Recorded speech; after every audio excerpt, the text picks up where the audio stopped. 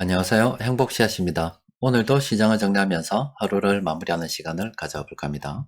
오늘 우리 시장은 코스피는 0.39% 하락 마감했고, 그리고 코스닥은 1.47% 상승 마감했습니다.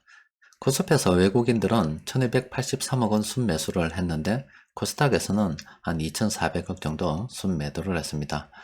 아직은 시장 수급이 좀 엇갈리고 있는 그런 상황이죠. 위기가 완전히 진화되지 않는 그런 상황이라 볼 수 있겠습니다. 그래도 크게 정리를 좀 해보면은, 얼마 전까지만 하더라도 미국의 경기가 좋으면은 금리를 올릴 것이다, 이렇게 긴축에 대한 이슈로 시장이 들썩거렸습니다. 그 이후로는 또 은행의 유동성 위기가 불거지자 지금 보증인들이 나서서 너도 나도 보증을 서줄게, 좀 이런 이야기들이 있었어요. 물론 그 과정에 말을 바꾸는 이야기들도 조금 있었고요. 어쨌든 그렇게 이어져 오다가 이번 주 같은 경우에는 일단 하나의 사건이 종지부를 찍었는데, 바로 그동안 우리 시장을 갖다가 두렵게 만들었던, 아니면은 이번에 은행의 유동성 위기를 만들었던 시발점이 되었던 기준금리 인상이 이제 종결될 것이라는 그런 희망을 갖다가 사람들에게 심어주게 됐습니다.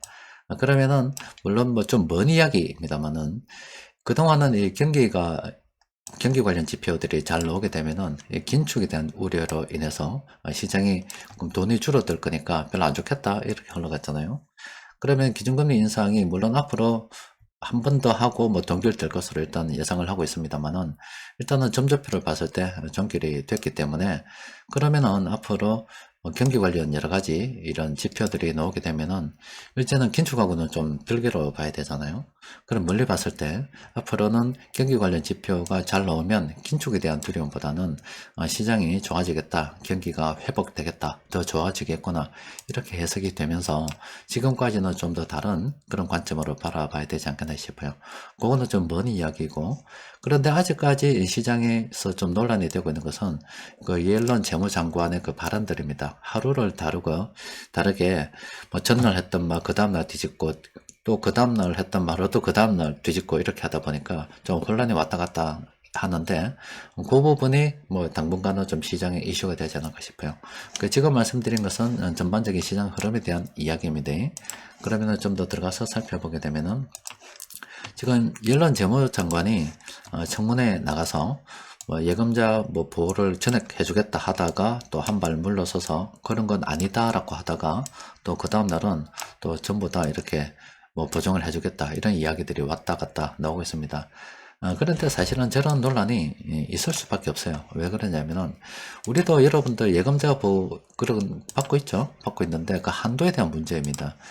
미국 같은 경우는 그 예금자 보호 한도가 25만 달러, 그러니까 우리 돈으로 하면은 한 3억 2,700만 원까지 이렇게 보호를 해줍니다. 그럼 그 이상은 보호가 안 된다는 이야기잖아요. 또 그리고 여러분들도 은행에 예금을 하면은 이 5천만 원까지는 보호가 돼요. 그런데 그 이상은 지금 보호가 안 된다는 이야기입니다.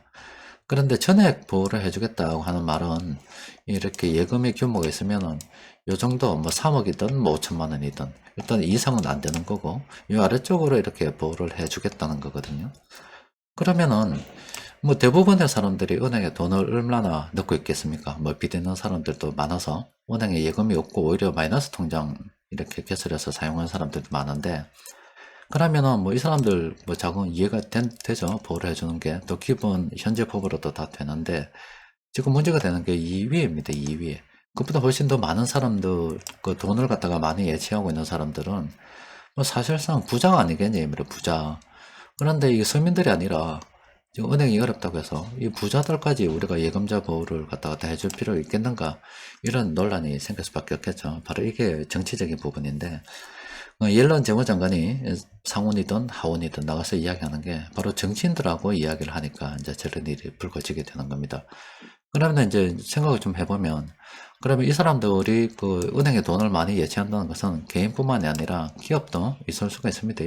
그 기업이 은행에 돈을 예치를 했는데 은행이 파산을 했을 때 기업이 예치된 돈을 갖다 받지 못하게 된다. 그러면은 그 기업은 돈을 못 받으면 또 재무적으로 좀 문제가 생길 수도 있겠죠. 그럼 그게 또 파산으로 연결될 수도 있다, 이 말이에요. 그걸 갖다가 꼭 선을 그어서 뭐 무조건 돈을 갖다가 은행에 예치를 작게 한 사람들은 서민이다. 많이 예치하면 부자다. 이렇게 뭐 이분법적으로 바라보기도 뭐 상당히 힘든 그런 상황입니다. 어쨌든 간에 지금 요 논란이 이번 주에 이제 새로 불거진 거에 지게 된 거고, 아마 당분간은 시장에서 계속 논란이 되지 않을까 이렇게 예상을 하고 있습니다.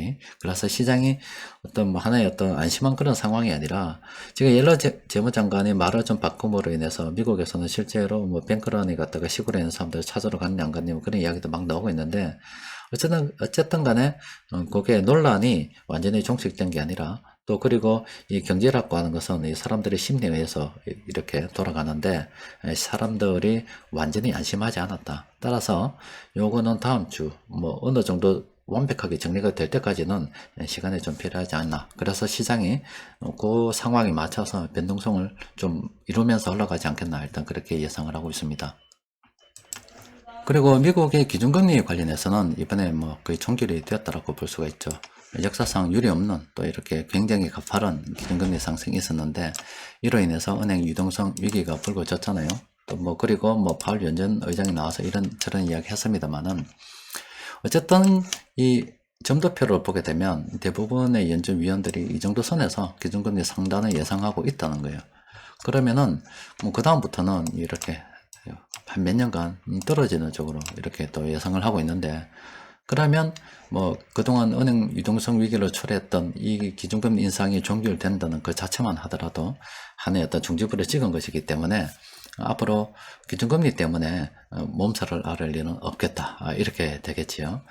또 그리고 하나는 또 뭐냐면, 이 기준금리 인상의 근거가 됐던 게 경제 관련 지표가 잘 나오면 인상한다, 이런 쪽으로 바로 연결이 되기 때문에, 경제 관련 지표가 잘 나올 때마다 기준금리 인상으로 계속 생각이 그쪽으로 옮겨갈 수밖에 없어서 시장이 긴축에 대한 두려움 이런 걸 가졌었는데, 그럼 이게 이제 논란이 종결됐단 말이에요.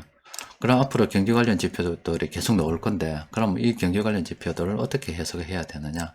그러면 이 연결고리는 뭐 이번 주로 이제 끝났다라고 보시면 됩니다. 앞으로는 이 경제 관련 지표들이 나올 때마다 잘 나오면 경기가 좋겠구나, 또 이런 식으로 해석이 돼야 되겠지요. 그래서 앞으로는 경기 관련 이슈가 우리 시장에서 계속 뭐 거론되지 않을까, 이렇게 예상을 하고 있습니다. 또 그리고 우리 외환시장을 들여다보면은 빠르지요. 오늘 조금 오르긴 했습니다만은, 어쨌든 이런 식으로 해서 달러가 지금 우리 한국으로 좀 들어오고 있는 그런 움직임 보이고 있습니다. 아직은 완벽하게 상황이 종료된 건 아닙니다. 앞서 말씀드린 것처럼 지금 예금자 보호가 이제 정치권으로 넘어가 버렸습니다. 정치적인 이슈가 되어 버렸어요. 그러면 이 정치적인 이슈가 된다 말은 100% 답이 없습니다. 100% 답이 없고 이쪽 저쪽 이야기들이 항상 나오게 되어 있습니다. 그러면 지금 이 예금자 보호에 대해서 부자 뭐 그런 사람들까지 우리가 보호를 해줘야 되니 말아야 되니, 그럼 또 옐런 재무장관이 나와서 말을 하기 참 곤란한 그런 상황이, 정치적인 상황이 펼쳐질 수 있다 이 말입니다. 그래서 이런 위기가, 이런 논란이 당분간 시장을 갖다가 좀 이끌어가지 않을까, 그렇게 예상이 되는데, 어쨌든 뭐 우리 시장 요 환율은 계속 좀 지켜봐야 됩니다. 그리고 우리 지금 미국하고 기준금리 차가 한 1.5% 나기 때문에 정말로 역사상 유례없는 일이죠. 근데 외환보유고 살펴볼 필요가 있지 않겠습니까? 우리 외환보유고가 급격하게 줄었던 시기가 바로 2008년도 미국발 금융위기 때입니다. 또 그리고 이번 기준금리 인상하는 요 기간 동안에 외환보유고가 많이 줄어들었습니다. 거의 뭐 다른 구간에는 별로 없죠. 외환보유고가 뭐 탄탄하게 이렇게 잘 유지가 되었는데, 앞으로도 이렇게 이제 계속 증가되는 모습을 보여가야 됩니다. 이게 왜 중요하냐면은, 지금 우리나라가 빚이 자꾸 늘어나고 있습니다. 지금 우리나라 가계부채, 기업부채 이렇게 늘어나고 있는데, 이게 사실 뭐 빚이 많다고 해서 막는 게 아닙니다. 이게 우리 외환보유고라고 하는 것은 우리가 돈이 이 정도 있다는 겁니다. 그러니까 우리가 돈을 이 정도 유동성을 유지하고 있기 때문에 빚이 많은 거 상관이 없다. 빚이 많아도 계속 굴러갈 수 있다, 이런 이야기입니다. 그런데 빚이 많은 상태에서 내가 가진 여유 자금이 별로 없다, 그렇게 되면은 이제 저게 시중에 영향을 미치게 되는 거예요. 외환보유고로 관리를 잘 해야 되는데, 지금 우리나라 같은 경우도 조금 어려움이 좀 있을 겁니다. 지금 이제 중국, 기존에는 뭐 달러 하나만 계속 보유하면 됐었거든요. 그런데 지금 중국 위안화가 조금 이렇게 부상을 하고 있어요.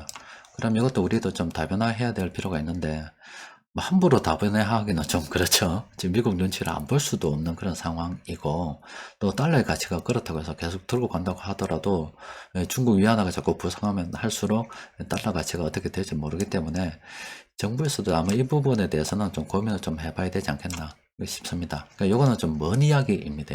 근데 외환보유고는 어쨌든 우리가 계속 늘어나가야 돼요. 그렇지 않으면은 우리나라 부채 위기는 언제든지 터질 수 있습니다.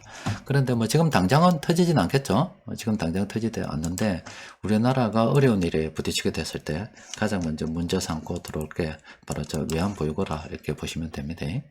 우리 시장은 지금 2500포인트 아래쪽으로 이렇게 오가고 있어요. 좀 갈라다가 긴축 이슈 때문에 그렇고 은행 유동성 위기 때문에 좀 이렇게 좀 흔들렸고 지금 보증인들이 나서면서 다시 조금 오르면서 이렇게 마감이 됐는데 그 와중에 외국인들이 좀 많이 팔았습니다. 이번 주만 하더라도 이번 달 한 1조 4천억 정도 순매도를 했습니다.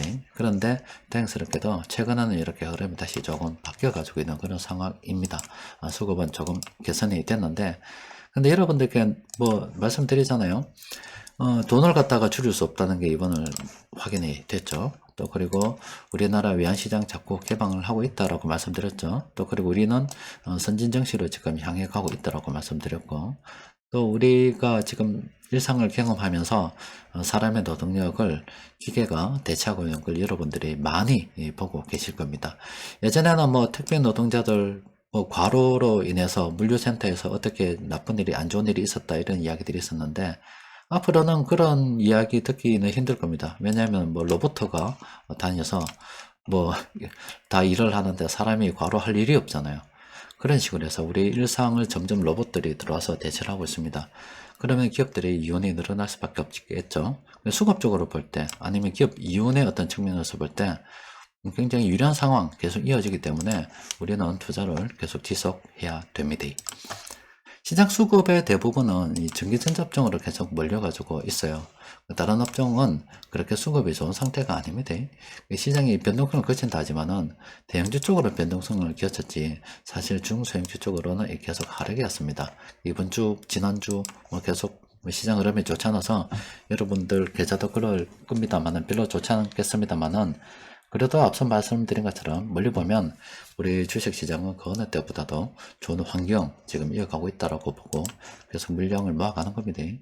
세력들이 오늘 매집한 종목은 10개 정도 됩니다. 저거는 공통적으로 매집한 건데 그 중에서 요 아래쪽에 있는 종목들 있죠. 저기 클리어 빼고 요 아래쪽에 있는 요 종목들 요거는 우리가 관심을 가지고 연구를 좀 해볼 필요가 있지 않겠나 싶습니다.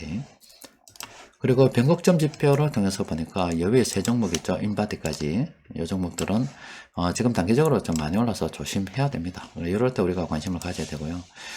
인바디 이 종목도 지난 달러 흐름이 한번 바뀌었잖아요. 작년 한 10월 11월경 요경 해서 바뀐 겁니다. 그 부근에 상승 반전, 그러니까 돈이 들어오기 시작했습니다. 지금 우리 시장 보면은 이런 종목도 상당히 많습니다. 여러분들 이 변곡점 지표 신호 발생한 종목들 날마다 다 나오잖아요. 그러면 작년 10월 11일 경에 돈이 들어왔던 종목들 묶음으로 다 이렇게 다 볼 수 있습니다.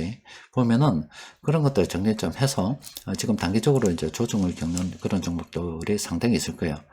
그러다가 이제 좀 조정 거치고 나면 다시 재상승하는 그런 움직임 볼 수가 있거든요. 그런 종목도 우리가 계속 물량을 모아가야 되겠죠. 또 그리고 인바디 같은 종목은 이제부터 뭐 단기 투자 병행 가능하다 이렇게 생각해야 되지 않겠습니까? 여튼 기준금리 인상 참 한 1년 정도, 1년 조금 더 올랐나요? 단시간에 굉장히 빠르게 올랐습니다. 그런데 2023년 이제 올해로 이 종지부를 찍게 되고 이제 내년부터는 다시 또 기준금리가 이렇게 계속 떨어질 것으로 일단 뭐 이거는 전망이고 그때 되면 또 어떻게 될지 모릅니다. 어쨌든 뭐 시장에 지금 돈이 계속 늘어나는 그런 상황이 지금 전개가 될 수밖에 없는 이런 상황이잖아요. 돈이 계속 늘어나게 되면은 뭐 시장은 당연히 괜찮아지게 되어 있습니다. 또 그리고 그동안 경기 관련 지표, 경기가 좋다는 것은 사실 기업들이 뭐 돈을 괜찮게 번다는 건데 그렇잖아요. 근데 그게 오히려 이 기준금리 인상 긴축과 맞물려서 나쁜 악재가 됐지 사실은 경기가 좋고 하는 것은 이 주식시장의 호재가 되는 겁니다. 그러니까 앞으로는 이제 그런 일이 더 많아지겠죠. 그러니까 우리는 지금이 사실은 뭐 주식을 싸게 매수할 수 있는 좋은 시기라 보고서 계속 매수해야 됩니다. 어쨌든 이번 주는 좀 의미가 있었습니다. 그동안 시장에 논란이 되었던 기준금리 인상에 대한 그 논란이 종결이 된 어떤 시점이다. 이렇게 보면 되고, 다음 주까지는 계속 이제 예금자 보호 관련해서 그게 정치적 이슈화 되었기 때문에 부자까지 우리가 뭐 돈을 예금을 다 보호를 해줘야 되니 말아야 되니 이런 이야기. 또 우리 국내에서도 예금자 보호 한도가 5천만 원밖에 안 되는데 이거 이제 더 늘려야 되는 게 아닌가 1억까지 올리자 뭐 이런 이야기들이 나오고 있는데 그것도 계속 어떤 논란이 되겠지요. 그런 이야기들이 계속 다음 주에 진행이 되면서 어쨌든 그 보증인들이 나서서 시장에서 원하는 건 다른 거 없습니다. 어떤 위기가 왔을 때 그 정부에서 뭐 예금자 보호 한도를 어느 정도까지 해주는 거 이게 중요한 게 아니라 시스템이 무너지지 않도록 지금 뭐 정부나 뭐 연준이나 뭐 보증을 쓸 만한 기관들이 충분히 뭐 신뢰를 갖다가 심어줄 수 있겠는가 없겠는가 그 문제에 봉착하게 되거든요. 그런 점들이 계속 시장에서 주안점으로 바라봐야 될 것이 아닌가 싶습니다. 자, 오늘은 여기까지 정리하도록 하겠습니다. 이상입니다.